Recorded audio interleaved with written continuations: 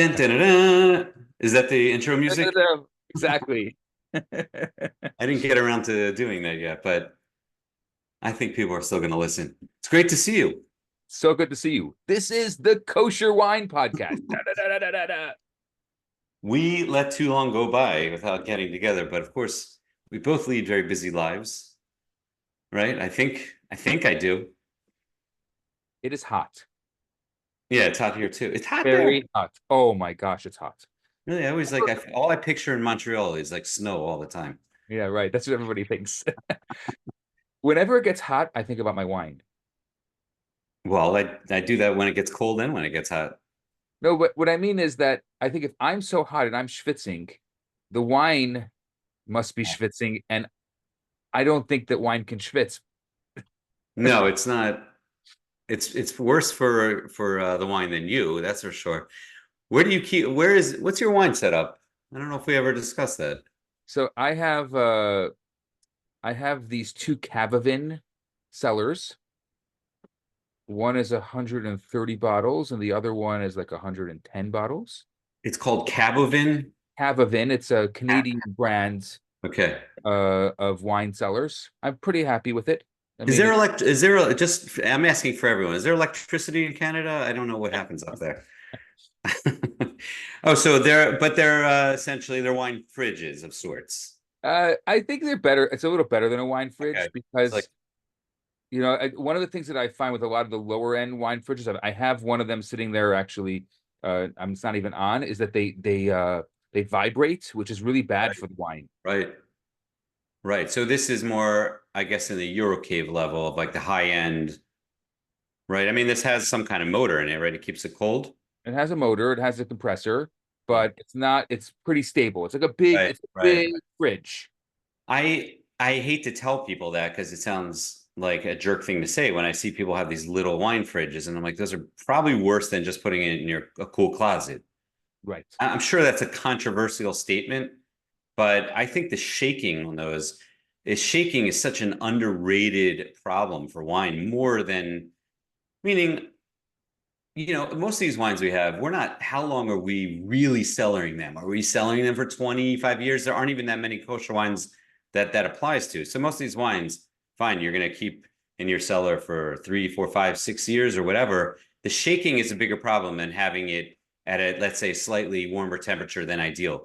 The temperature ideal is what, 54, 55? Okay, so mine's at 62. That's less of a worry to me than if it were shaking nonstop in a So, refrigerator.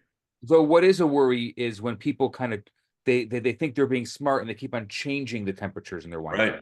Right. You Like don't want fluctuation. Right. no fluctuation of any sort. So if you're at 62, keep it at 62. If you're at Right. 55, keep it at 55. Right. Right. So mine, I mean, it's as archaic as it gets. It's just wood wine racks. And in my basement, which is below ground, there's some fluctuation. I mean, but it's cool to, and it's dark down there, which is this is a whole separate topic that we won't get into, but the darkness is, I think, also more important than the darkness and the vibration. Everyone worries temperature, temperature, temperature, but like these I think it's things, dark or just sun, light is such a damaging thing for wine. but sunlight or light in general. Well, sunlight is the worst one, and if, in fact, I always, there's one store in Boca or Miami, somewhere in Miami, and they have a great wine selection. And I walk in there, and they have hundreds of wine up on the windows.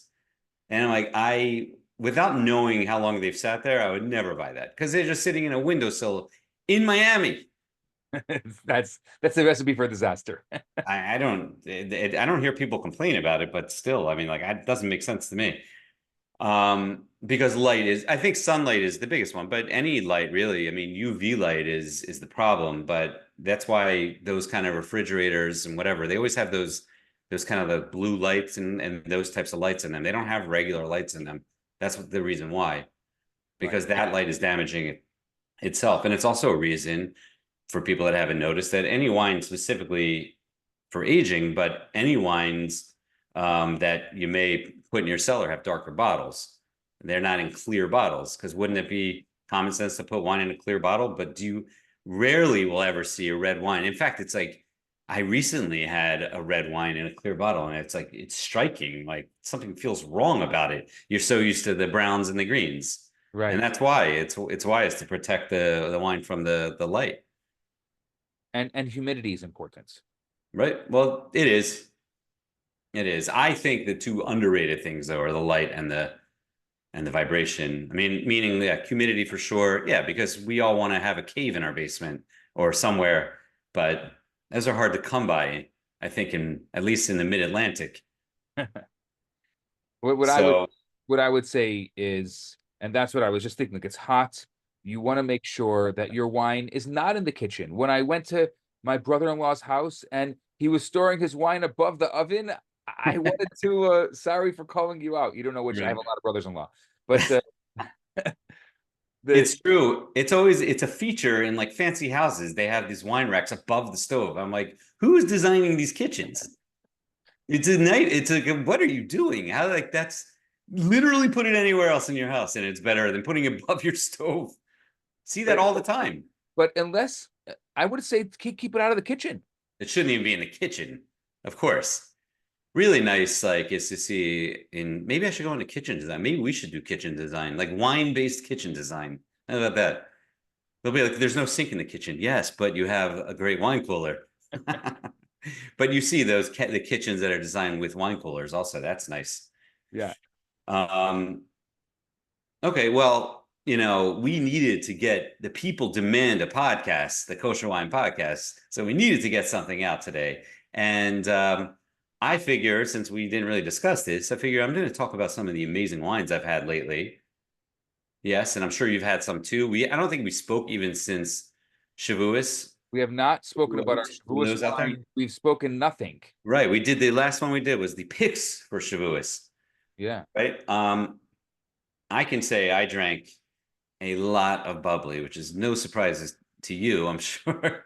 I'm But shocked. so I'm gonna show a few and talk about a few of the ones I had and a couple other interesting ones. Nothing so in depth, but just highlight some of the great wines I had recently, and I'm sure you have at least a couple you can talk about. Sure. By the way, it reminds me that, and I'm teasing this upcoming podcast, but I really want to cover wine clubs. I know it's not a great topic for you because in Canada, you probably have no access to most of these clubs. The word tease was correct because every time I hear about a wine club, I Right. feel like I'm being teased because I have no access to them. There's one I'm pretty sure we'll talk about that when we cover it, and I'll tell you about it offline. But there's one I think that's new, international that I imagine you could get, but maybe you can't get that either. Maybe because Canada is so restrictive. But in any case, because one of the bottles I picked is a wine club bottle, which that is teasing to you because you probably have no access to it, which is another reason we need to meet up in California. And I'll dive right in with that one. And I wrote about this wine and I highlighted it. It's Covenant Landsman Syrah 2022 from Santa Rita Hills. And they even have the sub vineyard thing, the Robert Ray Vineyard. I know this is a wine that the Morgans are very proud of. Jonathan Haydu is very proud of. Did I talk about this when we were talking with him? I may have actually. So I'm not, you know what? I'm not going to dive into it. But it was so good. And that's the wine club we'll talk about. I actually just had the Landsman Zinfandel, the Lodi Zinfandel from 2014. I just had it yesterday. Still vibrant. I think not only that, I think now's when you want to drink those. I found especially there's so few Zinfandels kosher on the market that it's so nice to have that one. But I always find that right out of the gate, and that may be the case with most of the Landsman wines, right out of the gate are not ideal. You want to give it a couple years, but the Zinfandel, I think, starts peaking at the beginning of 5 years. And I think that like 5 to 8 year period, and I totally agree with that because I've been opening 2013 Zinfandels, like Landsman Zinfandels that are really great now. And to be totally honest, I didn't really like them back when I got them years ago, which is why I still had them. I didn't back then. I was like, I don't even know what I was thinking. I was a young man in the just getting, I was already into wine for a long time, but I didn't love it right out of the gate. And I'm like, and I had so much of it. And I'm so happy that I put those aside because they're really great now. So I think that 2014's in. It's like, get It on that. was just perfect. And I'm really happy because when I bought it, I bought 2 cases and I just was like looking at my cellar. I don't, there's one cellar I look at and one cellar I just kind of like let it sit. And I was like, I have like a case left of it. That's amazing. There's so many people because we read all the wine snob stuff and whatever, and like people are like, oh, I found this case of finding cases. Like, what I is that? know. No, but I didn't find it. I just have I have wines that I have in my cellar. I have wines that I'm always coming and going, and then I have one that I don't look at Right, because right, storing it. And that these right. were look, they're 2014s, right? They've been there for a little while. That's great. But you can get that in Canada? I can get it through private import. Yeah. Okay. So I have to. What I have to do is I have to call Jeff and Jody, and I have to make an order, and then it has to go through the regie. It's like a whole process, but I could do it. It's called a private import. I thought private import meant you were like smuggling it under your beard or something like that. Yeah, right. Here. Wonder that beard keeps getting longer. Um, all right. I pulled out 3 bubbly bottles that I loved, and there's something unique about each of them. Number one, they're each from different regions, different parts of the world, even, and very different and different price points, in fact. So I'm going to start with the least expensive one that I always stock up on, and I think it provides one of the greatest values, and it's more crowd pleasing than a lot of like traditional champagne style because well, I'll show the bottle first. It's the Koenig Cremant d'Alsace, which Cremant is more crowd pleasing because it's not going to be as dry and yeasty as the method champagne. It's a little fruitier, it's livelier, it's easier to drink on that level, and I love it. I mean, again, I really love most bubbly. At some point, it gets a little too sweet for me, but this is certainly not that. I think it's such great value. I happen to get a great deal. I think Kosher Wine had this on sale, and I bought 2 cases of it. So it's like I think I got it for like $18 or something like that. And Wow. it's so good. And at that price, you never feel bad about popping it like you would about some, $60 champagne. But Yeah. I'm going through them too fast. So I need another sale to come up soon. Hint, hint. And you're familiar with this, right? I wonder if David listens to us. David, if you're listening to this, shout out to David Riven, our good friend, kosherwine.com. To If you're both listening of to this, us. Yes. we wanna know that you're listening. Yes. I haven't asked him if he listens. Yeah. Maybe I don't want the answer. Maybe he's going to tell me. And he's a busy guy, so but he does drive a lot, so I think that's a Yeah. good. No, I'm gonna have to. Yes, I hope he is, and that is a hint to him that he should put that back on sale, if only just for us. He's actually a Um, friend of mine from Montreal. He grew up in Montreal. that's right. Yeah. That's right. Um, so an interesting thing about this is that it's a brut, which I think a lot of people get confused about what these words mean when they see bubbly wines. Brut, you see extra brut, brut nature, brut, extra dry. So first of all, what's the difference between extra dry and extra brut? Most people like brut means dry. So why is it? He's super dry. And we mean it this time. Really, really super dry. And then you have, of course, the sweeter ones, sec, demi-sec, and the dew. But what is the difference between extra brut and extra dry? Extra brut is the really dry one. Extra dry is actually the least dry of the dry ones. It's dry, but it's not actually extra dry. So it's kind of like a misnomer of sorts. Extra brut means that it's 0 to 6 grams of sugar that are left over. Extra dry can allow 12 to 17. So in fact, borderline, I mean, to me, borderline sweet. But I think to some people it wouldn't be borderline sweet, but there is some sweetness there. So this Koenig is brut. So that's, anywhere, I think it means under 12 grams, but it could be as much as 12 grams of sugar left over per liter. So that's a fair amount of sweetness in there that it can be. It's a bigger category, but it means that it's going to be at least not totally dry.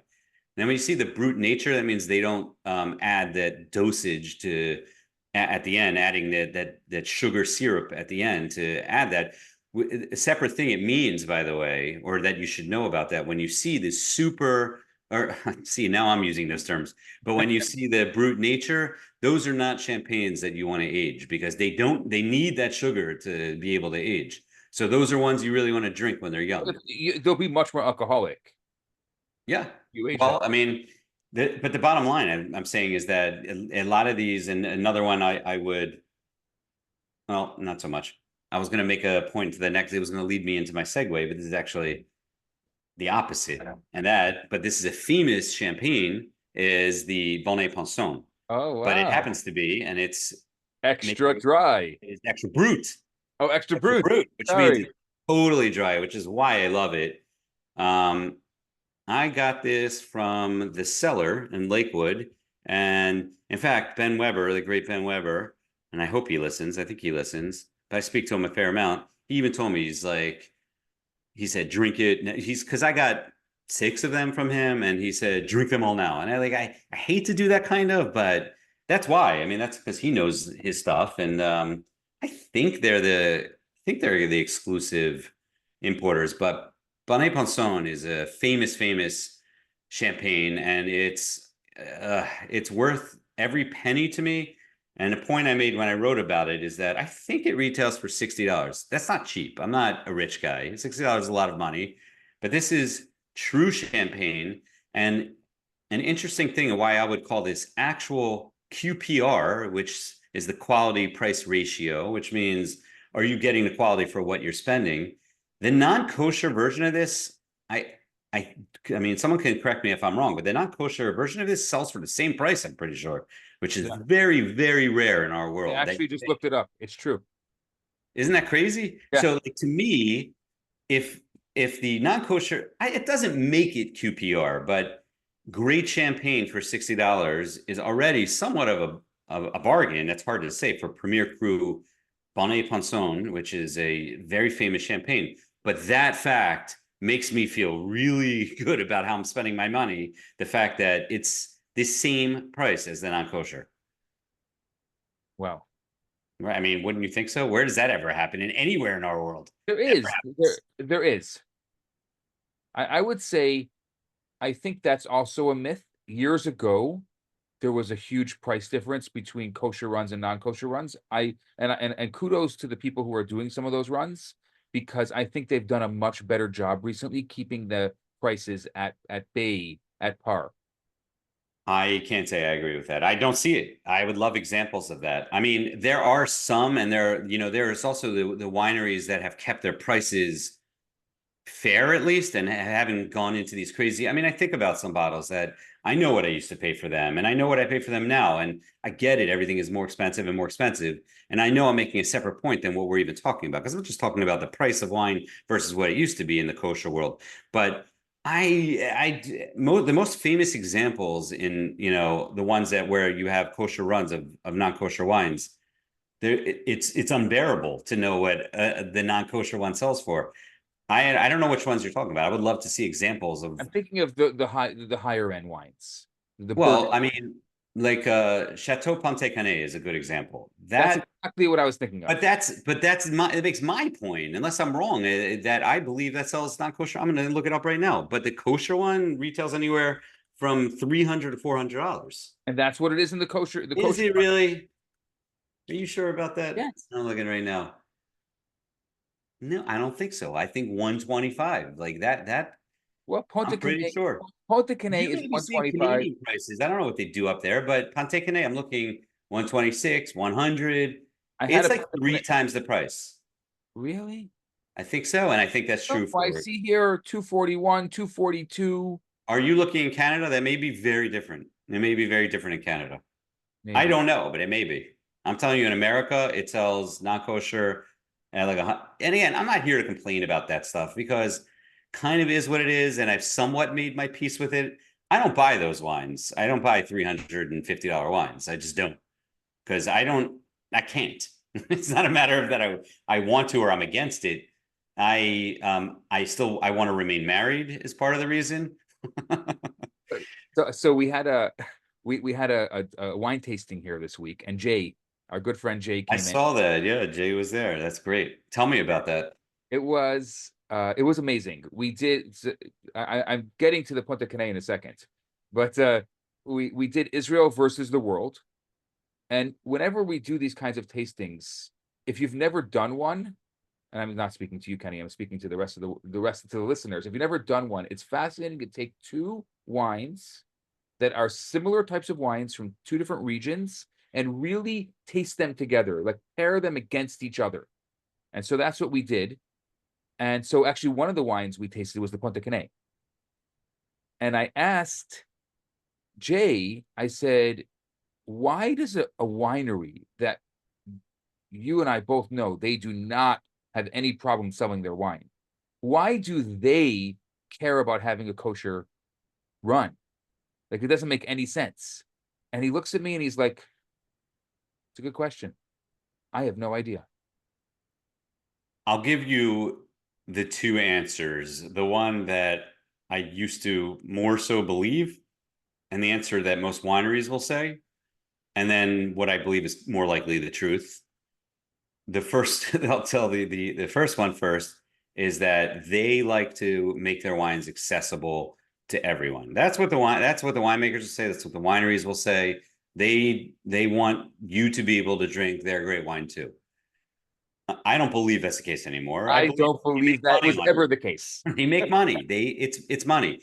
Granted, they're selling it out anyway, so there is a reason why only some of them do it and not others. Meaning, because then if it was all just about money, then every winery, every famous winery would do it. But that's not the case. But there's money to be made for everyone in between also. So it's unfortunately a money thing. I mean, that's a big part of it. But I hope to at least believe that there's some, altruistic, right? I mean, that they want it to be. I don't know. You met I'd some of like these to think French that, but winemakers? every time I write that or something, like I'll write, I'm talking to the winemaker and he said we want to be, kosher because we want to be available for that market too, and blah blah blah. And then like three people will text me angrily. That's just false. I know that's not the truth and whatever. So Yeah, have you met some of these winemakers? They could care less. That's what I'm I shocked know. about. Well, Jay's a nice guy, and Jay probably didn't want to give that answer. He knows the truth. Well, that's why we have to have this podcast, because we can say the truth. And it's a mate. Look, there's no question. Is it worth the amount of money? I don't know. But I hadn't had a Pontet-Canet in a little while, and tasting it, it's just wow. But I will tell you about the other wine that we paired against it. Like, what do you pair from Israel against the Pontet-Canet? That That's a was good interesting. question. I mean, I guess the Castel Grand Vin maybe would be the first thing that would pop out of my head because that's kind of what he goes for. What did you choose? So it was a bottle. Jay was like, where did you get this from? We can't even get this in the States. It was the Odem Mountain 1060 single vineyard cab, but the Alfasi special edition. I know exactly the bottle, but yeah, that doesn't come here, I don't think. It doesn't, he said that they don't send it to the States. You have to get it from the winery directly. Which is how you got it, I imagine. Yes. Under your beard. Under my beard. I have to say, it stood up. Really? It was a fantastic pair. If you like that kind of, the Pontet-Canet has that unique flavor. And if you want to pair an Israeli wine with that unique type of flavor, like it's like this, like the density, uh, the black currant, a little bit of, I'm trying to describe it, but it's that mix of the Cab and the Petit Verdot and the which those Bordeaux style wines Israel can do, but that Alfasi Odem Mountain 1060 Alfasi, that's something special. What vintages do you remember offhand? It was 2018.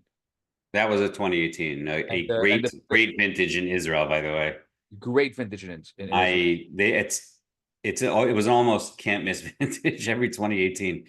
And the Pontet-Canet Was the 21. it was a 21, Yes, which is much maligned in the wine nerd world. that's It right. was bad vintage in Bordeaux, and I think a lot of people who are willing to spend that money for the Pontet-Canet are not buying that one, the 21. I Yeah. tasted it. I did taste it. And you know, it's like one of these things. It's great wine. I get it though. It's not the previous 19 and 20. The 21 it suffers that same problem that a lot of the 21 Bordeaux. It's a thinner type of wine. It's thinner, no question. But come on. I mean, I'd be I don't happy to know. drink it. Yeah, I was elated. It was, oh, I'm right. sorry. Robert Parker didn't give it a 98, which you and I know about. He gave it a 96 instead. Oi. Right. But I wouldn't invest in it. I wouldn't invest in it.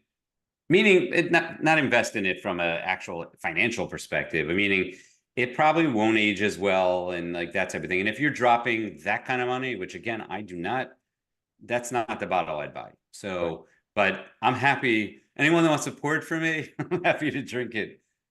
So that's an interesting matchup. What else? What other ones did you guys do? I want to hear more about your wine. Okay, we can Okay, talk. well, one thing I wanted to mention, and the reason I pulled that Alsace, that Koenig across the board, I love those wines, and it's Alsace. When I was taking WSET, it really it's worthwhile looking up. I did write it up at some point, but it really gives you an understanding of why geography is important to wine. It's such a unique geography how Alsace sits right like on the side of a mountain and of a mountain range, and why that the what's happening on the west side of it with the westerly winds, why it doesn't affect, and the rainfall. It's very cool geographically what happens there. Besides being, and I've never been there, which I would have to correct in my life, it's one of the most beautiful like wine regions you can visit. But from a geographical perspective or topographical perspective, such a cool thing, and why it affects the wine in the way it does, which I'm not going to get into because that could be a whole podcast, and we should discuss that at some point. Geography, and so I don't think people understand that, and why winemakers are always talking about these things, because it really, really matters in the final product, and that's why Alsace is such a special region for wine. So that Koenig and Koenig, interestingly, for such like a cool region, those wines are very economically friendly. They're all inexpensive, just like the one A lot of the highlighted. Alsace wines are.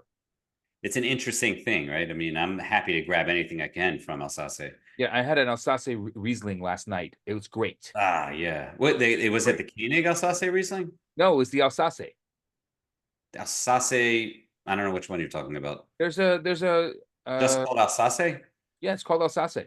Okay. The third bubbly is an Israeli bubbly.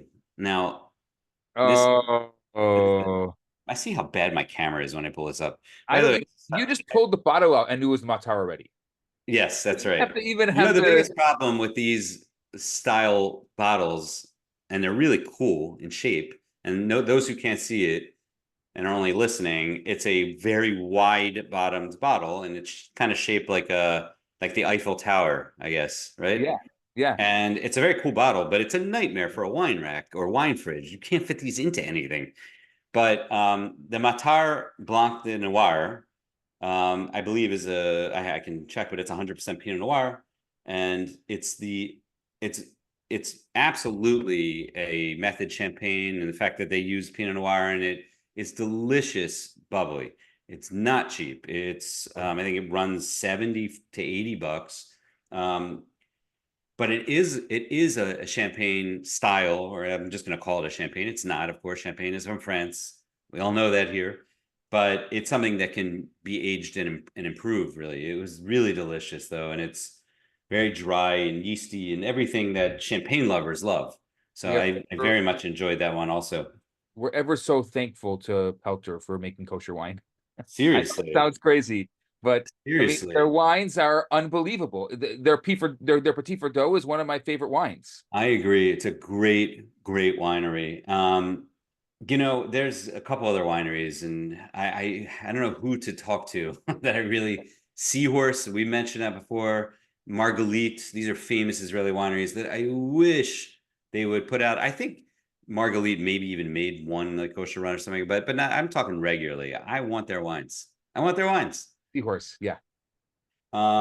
They just had, and a friend of mine who I talk to a lot of times, Yechiel Wogel, who's like really a young rising star in the Israeli wine industry. He's working at a Gur right now, but I talk to him very regularly because I love seeing all the things he's doing, because he's doing something I've never done. He's actually making wine. He's working in a winery.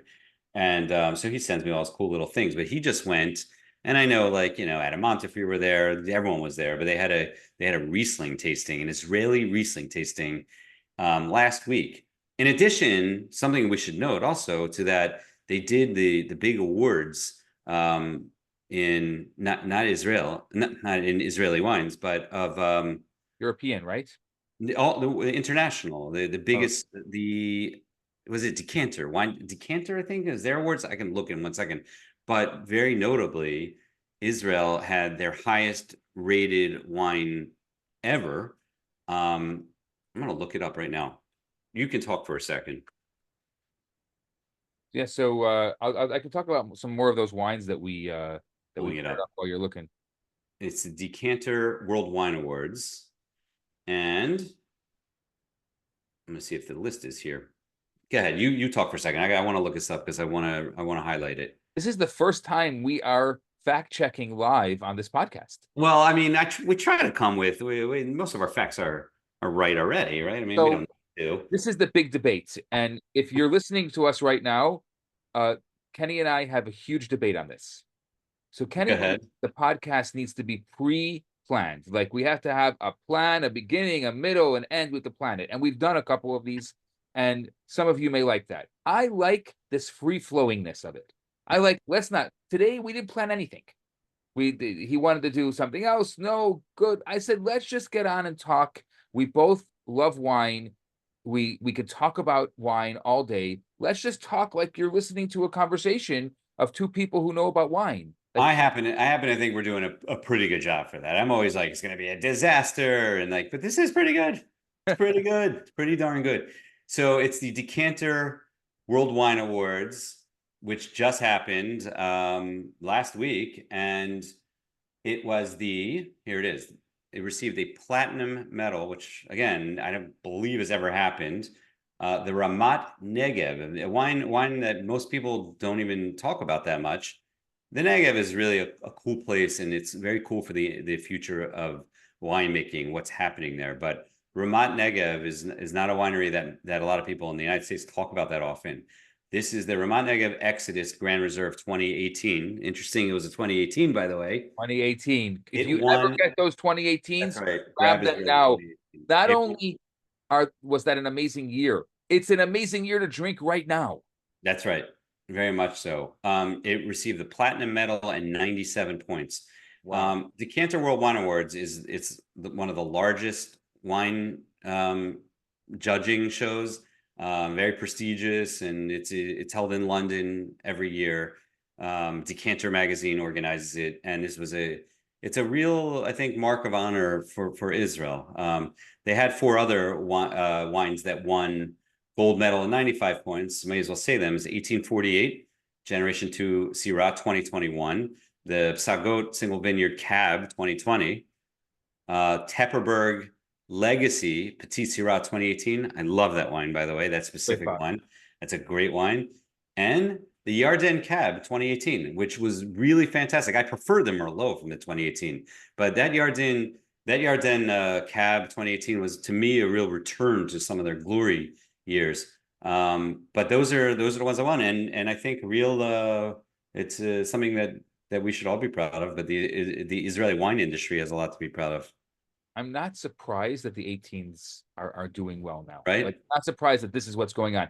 What I was surprised when I saw it is how many Israeli wineries did win awards. Why I was surprised is because I always thought in the back of my mind that some of these awards were a little political. And I think that there's no question. There's no question. I thought right now they have every reason not to choose Right. an winery, and they did. So Right. to Decanter. I mean, I imagine most of these are blind tastings, but still, somehow, Which brings me to another point, by the way, and I discussed this on my own channels last week, but it's painful to see what's happening in the north of Israel on every level right now. Of course, there's thousands of people evacuated from their homes. But this is a wine podcast, so we'll talk about wine and good friends of ours at Dalton, who we've highlighted a bunch of times. Alex Haruni sent a video from their vineyard in Miskavam. The entire vineyard, which produces their Pinot Gris, burned down. Burned down, gone. This is a vineyard that they've invested a lot of time, blood, sweat, and tears in, and it's so painful that it just burned out of hatred. Just that Hezbollah is lobbing rocket after rocket after rocket into Israel that the world ignores for some reason, and of course these wineries are exceedingly difficult to operate right now because, like I said, people aren't even up there. The country has evacuated the north for the most part. It's really terrible, but that's on a daily basis now you see how terrible it is for these wineries and these winemakers to just do the simple act of making a bottle of wine, which brings happiness and joy and shalom into the world. And that's what we're fighting against. I think that is exactly what we're fighting against at every level. The idea of loving life and bringing happiness and joy into the world. So wine is definitely the essence of that. Right. But that's what we're fighting with. We're fighting with love of life versus love of other things. It's so clearly to us that this is really a good versus evil. It's people that love life versus a cult of death. Yeah. And it's hard to imagine why so many other people in the world don't see it that way, and why we always feel like, are we living in an alternate universe? What are people seeing? Don't they see what we're seeing? My only answer to that ever is that that's what God wants, because it's Gullus, and that's where we are right now. And in fact, it gives me a stronger belief because it's so illogical. It's right. So hard to understand. It really is. Right? Really? How does the UN, what are you looking at? Why are you not seeing the same thing we're seeing? How do people that say that they're, for progressive politics and whatever, how are you on the side of radical people who'd slaughter you in a second? How does that make any sense? Like, it's so backwards. But that's what we're facing, and that's we've never had it easy, certainly, even though I've had it pretty easy in my life, because I've lived a very, very, thank God, I've lived in an era where it's been peaceful for American Jews. There's no question. You see what's always simmering right under the surface, and any student of history, and I'd like to think I am, that nothing stays that way. It's like we've thought this before. So unfortunately, we're in exile and we're in Gullus, and that's I know that. But I am thankful for what I have here, and I'm proud to be an American, and I'm a proud American Jew, and I still understand that. But I know what's home. I know, and it's like, thank God we have that. But I think we need to double down on our efforts to buy Israeli wine and to support our brothers and sisters in Israel. And pray for the Israeli winemakers in the north, to Dalton and all the others who are having so much difficulty right now. So one thing we can do is support them financially, and that's now more than ever. Now more than ever. Yeah, I definitely feel like I've done my part in my own little way. Like, really. Yes. I hate to leave this on a kind of despondent note, but it should be at the forefront of everyone's mind all the time. Yeah. What our brothers and sisters are facing on a daily basis. It's very easy to get used to it because October 7th was 8.5 months ago, but there are still Jews in tunnels and murderous hands, and that has to be at the forefront of our mind every day, even when we're drinking wine and enjoying ourselves, even then. So, and the north is not. People talk a lot about Gaza. They talk a lot about what's going on there, but there's a huge, and it's really flaring up actually right now. It's terrible what's been happening over the past few weeks. And so we really have to pray and think about our brothers and sisters in the north, and continue to do whatever we can for them in every way. Correct. And Hashem should bring our hostages home safely and speedily, Amen. protect all of our soldiers and all of our family. Amen. Kenny, it's so nice to spend this time with you just to talk. That's what we do too. If you like this style better than the organized style, let us know, because I'm a big fan of this style. Well, we do both. We do both. I just it came down to like, yeah, I'm not ready. Let's do it next week. But yeah, we need to do it. And this was great. It really is always great to schmooze with you. And it's just, it's like you first proposed to me that it'll be just two friends talking. That's what it is. Yeah, it's really great. Well, And thanks next week we can do your thing about the wine clubs. Of course, I'll wait till the last second and not really prepare, but we both know enough to pull this off. If you have a wine club that you like, let us know. Yes. Have a great Shabbos. Great to spend the time with you. Same here.